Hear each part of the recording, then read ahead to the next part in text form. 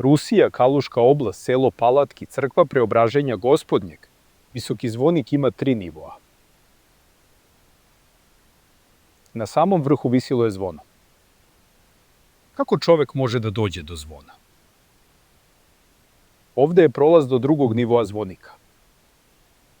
Ali nema stepenice. Da biste se popeli na sprat, morate koristiti merdevine. Mnogo liči na retko korišćeni potez.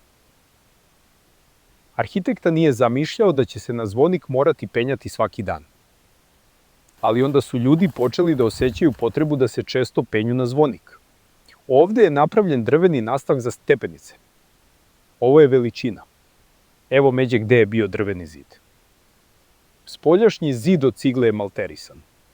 Unutra nema gipsa. Nezgodno je penjati se ovde. Zamislite koliko je bilo teško crkvenom službeniku.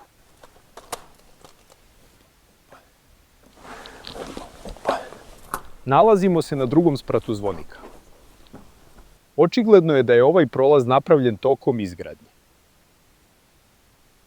Ali ne možete se uzdići više. Nema stepenica. Arhitekta nije zamišljao da je potrebno ići gore. Ali onda su okačili zvono na vrhu. Merdevine su bile pričvršćene u žljebove drvene grede. Stepenište je stajalo dijagonalno. Odmarao sam se na ovom mestu. Ispostavilo se da je to veoma strmo stepenište. Ali prostora za stepenice uopšte nema.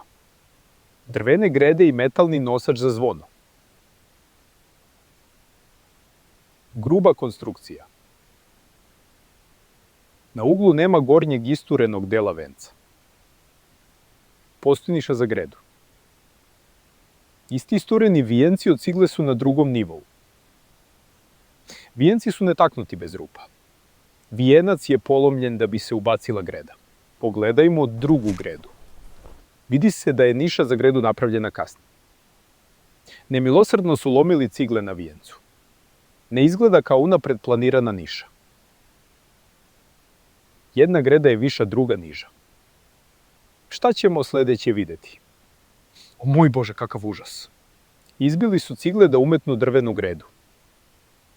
Hajde da ispitamo poslednju tačku vezivanja. Ovde su izvaljene i cigle. Izbili su nišu za gredu. Da obezbedi zvono. Ispostavlja se da je zvono na ovoj kuli kasnije okačeno. Prema planu arhitekte, ova crkva nije imala zvona.